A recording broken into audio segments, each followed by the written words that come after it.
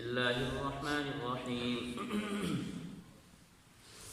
يا أيها الذين آمنوا إذا قمتم إلى الصلاة فاغسلوا وجوهكم وأيديكم إلى المرافق وامسحوا برؤوسكم وأرجلكم إلى الكعبين وإن كنتم جنبا فاطهروا وإن كنتم مرضى أو على سفر أو جاء أحد منكم من الغائط أو لامستم النساء فلم تجدوا ماء فتيمموا صعيدا طيبا فامسحوا بوجوهكم وأيديكم منه ما يريد الله ليجعل عليكم من حرج ولكن يريد ليطهركم وليتم نعمته عليكم لعلكم تشكرون۔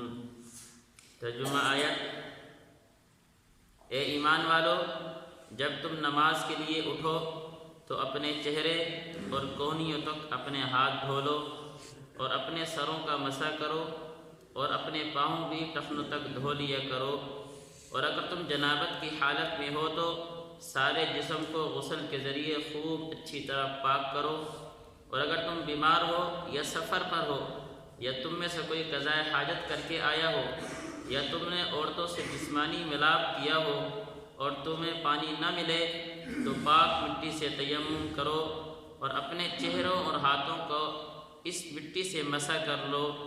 اللہ تم پر کوئی تنگی مسلط کرنا نہیں چاہتا، لیکن یہ چاہتا ہے کہ تم کو پاک صاف کرے اور یہ کہ تم پر اپنی نعمت تمام کر دے تاکہ تم شکر گزار بنو۔ اس آیت میں اللہ رب العزت نے وضو کے فرائض اور اگر کوئی تنگی ہو، کوئی بیماری ہو کہ انسان پانی استعمال نہ کر سکے تو تیمم کا طریقہ بیان کیا ہے، جس کو آپ دوسرے الفاظ میں یہ سمجھیں کہ اللہ رب العزت نے اس آیت میں امر مصلح کا ذکر کیا ہے، وہ امور جن سے اس معاشرے کی، اس فرد کی اصلاح ہوا کرتی ہے۔ فرمایا یا ایھا الذین آمنوا، اے ایمان والو، جب تم نماز کے لیے اٹھو، اذا قمتم ای اذا اردتم الصلاۃ، اذا قمتم کا مطلب یہ نہیں کہ جب تم صفوں میں کھڑے ہو جاؤ تو اب نماز کے وضو کرنے کے لیے جاؤ، نہیں، مفسرین کہتے ہیں ای اذا اردتم الصلاۃ، جب تم نماز پڑھنے کا ارادہ کرو تو سب سے پہلے کیا کرنا ہے؟ پاکی حاصل کرنی ہے۔ پاکی حاصل کرنے وضو کے 4 فرائض کا ذکر کیا ہے۔ اذا قمتم الى الصلاۃ فاغسلوا وجوہکم، اپنے چہرے کو دھو لو۔ چہرے کا اطلاق جو انسان کے پیشانی سے لے کر تھوڑی کے نیچے تک، ایک کان کی لو سے لے کر دوسرے کان، یہ چہرہ ہے۔ اس سارے چہرے کا دھونا فرض ہے۔ اس لیے کہتے ہیں کہ اگر بال برابر بھی فرائض میں جگہ خشک رہ گئی تو وضو نہیں ہوتا۔ جس طرح غسل ہے کہ سارے جسم کا دھونا ضروری ہوتا ہے، غسل جب فرض ہو جائے تو اگر بال برابر بھی کہیں پہ جگہ خشک رہ جائے گی تو وضو نہیں ہوتا، غسل نہیں ہوتا۔ اس طرح فرمایا فاغسلوا وجوہکم، اپنے چہرے کو دھو لو کہ یہ چہرہ دھونا فرض ہے۔ وَأَيْدِيَكُمْ إِلَى الْمَرَافِقِ، اور اپنے ہاتھوں کو دھو لو کوہنیوں تک۔ کوہنیوں تک سے مراد مفسرین کہتے ہیں، علماء نے لکھا ہے کہ کوہنی ہاتھ میں شامل ہے کہ جب ہاتھ دھوئیں گے تو کوہنی بھی ساتھ دھوئیں گے۔ اگر کوہنی خشک رہ گئی تو وضو نہیں ہوگا۔ اس لیے سردیوں میں عموماً یہ جو جگہ ہوتی ہے یہ خشک رہ جاتی ہے، کیونکہ جسم خشک ہوتا ہے تو اس لیے مسل کر دھونا چاہیے۔ اعضائے وضو کو صحیح طرح مسل کر دھویا جائے۔ اس کا طریقہ یہ ہے کہ انسان ایک دفعہ پانی ڈالے اور صحیح طرح مسلے تاکہ ساری جگہ پر پانی پہنچ جائے، پھر دوبارہ پانی بہائے، پھر دوبارہ پانی بہائے، وضو بھی ادا ہو جائے گا، سنت بھی ادا ہو جائے گی۔ وَأَيْدِيَكُمْ إِلَى الْمَرَافِقِ، اور اپنے پاؤں، وَأَيْدِيَكُمْ، اور اپنے ہاتھوں کو کونیوں سمیت دھو۔ وَامْسَحُوا بِرُؤُوسِكُمْ، تیسرا فرض، اپنے سروں کا مسح کرو۔ چوتھائی سر کا مسح کرنا فرض ہے۔ چوتھائی سر یہ 4 انگلی یا یہ پیشانی کی مقدار، یہ چوتھائی سر ہے کہ اگر کسی نے اس 4 انگلی کی مقدار یہاں سر پر ہاتھ رکھ لیا، اس کا فرض ادا ہو گیا۔ یا یہ سمجھ لیں کہ آپ سر کے 4 حصے کریں، آپ کسی ایک حصے پر اگر آپ مسح کر لیتے ہیں، آپ کا مسح کا جو فرض ہے وہ ادا ہو جائے گا۔ لیکن پورے سر کا مسح کرنا یہ سنت ہے، پورے سر کا مسح کرنا یہ سنت ہے۔ اور جب عمل میں جتنے بھی اعمال ہیں، جتنی بھی عبادات ہیں، ان میں سنت کو شامل کر لی جائے تو اس عمل کی نورانیت بڑھ جاتی ہے اور وہ عمل اللہ کے ہاں قبول ہونے کا اور زیادہ ذریعہ بن جاتا ہے۔ اس لیے سنت یہ ہے کہ پورے سر کا مسح کیا جائے، لیکن فرض چوتھائی حصہ ہے وَأَرْجُلَكُمْ إِلَى الْكَعْبَيْنِ، اور چوتھا فرض یہ ہے کہ اپنے پاؤں کو یہ گٹوں تک دھو لو۔ گٹوں تک دھونا پاؤں یہ فرض ہے اور گٹے شامل ہیں کہ صحیح طرح مسل کر پاؤں کو دھویا جائے، لیکن بعض حضرات نے وَأَرْجُلَكُمْ کی تفسیر یہ کی ہے کہ وَأَرْجُلَكُمْ کو آپ جوڑا ہے بِرُؤُوسِكُمْ وَامْسَحُوا بِرُؤُوسِكُمْ کہ اپنے سروں کا مسح کرو اور اپنے پاؤں کا مسح کرو۔ مفسرین کہتے ہیں نہیں، وَأَرْجُلَكُمْ إِلَى الْكَعْبَيْنِ اس کا تعلق ہے پیچھے فَاغْسِلُوا وُجُوهَكُمْ کے ساتھ کہ اپنے ہاتھوں کو دھو، چہروں کو دھو اور اپنے پاؤں کو بھی دھونا ہے۔ پاؤں کا مسح نہیں کیا جاتا بلکہ پاؤں کو دھویا جاتا ہے۔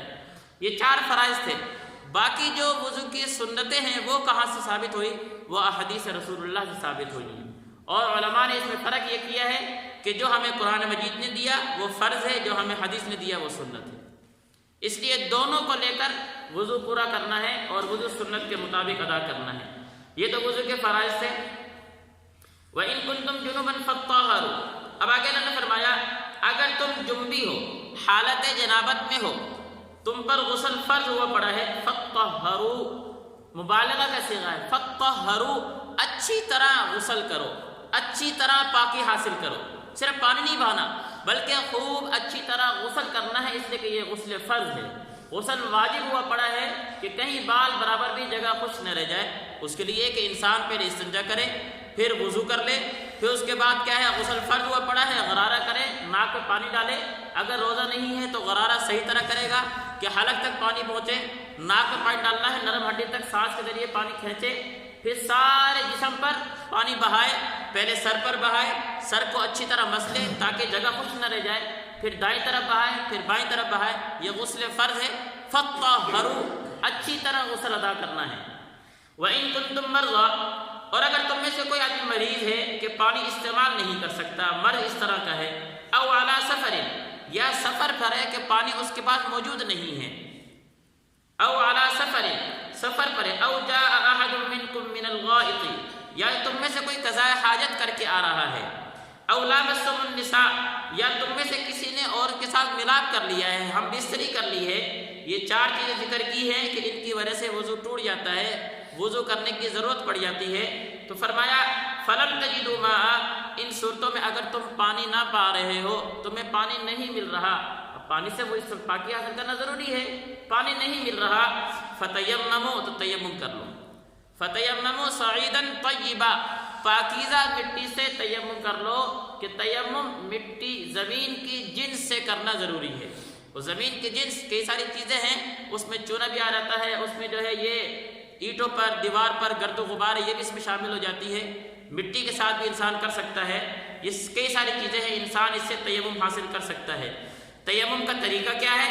اس کے 2 فرض بیان کیے، فَامْسَحُوا بِوُجُوهِكُمْ وَأَيْدِيَكُمْ اپنے چہروں کا مسح کرنا ہے اور اپنے ہاتھ کا مسح کرنا ہے، کہ آپ 2 ضرب زمین پر لگائیں گے، اس کو جھاڑیں گے، پھر اسی ضرب سے آپ چہرے پر مسح کریں گے صحیح طرح، ہاتھ ناک پہ بھی ڈالیں صحیح طرح، جو آپ کی کیا ہے جگہ ہے اچھی طرح مسح کریں، پورے چہرے پر ہاتھ کو پھیریں، پھر دوبارہ آپ ہاتھ پھیریں گے، زمین پر ماریں گے اور ان کو جھاڑیں گے اور پھر ہاتھ کا مسح کریں گے۔ ما یرید اللہ لیجعل علیکم یہاں اللہ نے حکمت بیان کی ہے۔ حکمت کیا ہے؟ فرمایا کہ اللہ تم پر تنگی مسلط کرنا نہیں چاہتے۔ ایک آدمی کو پانی نہیں مل رہا تو یہ نہیں کبھی پانی سے ہی پاکی حاصل کرنی، نہیں، اللہ نے اس کا دوسرا راستہ دیا ہے کہ اللہ نے اس مٹی کو تمہارے لیے پاک بنا دیا ہے، اور یہ آپ علیہ السلام کی خصوصیات میں سے ہیں کہ اللہ نے اس مٹی کو اس امت کے لیے پاکیزہ کر دیا ہے کہ یہ زمین کے جس مرضی حصے پر کھڑا ہو کے نماز پڑھنا چاہیے نماز پڑھ سکتا ہے، یہ اس امت کی خصوصیت۔ ما یرید اللہ لیکن اللہ فرما رہے ہیں کہ اللہ تم پر کوئی تنگی مسلط نہیں کرنا چاہتے، لیکن کیا چاہتے ہیں کہ تم کو پاک صاف کر دیں۔ کیوں؟ وَلِيُتِمَّ نِعْمَتَهُ تاکہ اللہ اپنی نعمت کو تمہارے اوپر مکمل کر دیں۔ وجہ کیا ہے؟ لَعَلَّكُمْ تَشْكُرُونَ شاید کہ تم اللہ کے شکر گزار بندے بن جاؤ۔ کتنا اللہ رب العزت کا اس امت پہ کرم ہے اور احسان ہے۔ اللہ تعالیٰ کیا ہے ہمیں اللہ کی نعمتوں کو جو اللہ نے ہم پر کی ہیں سوچ کر اس کا شکر ادا کرنا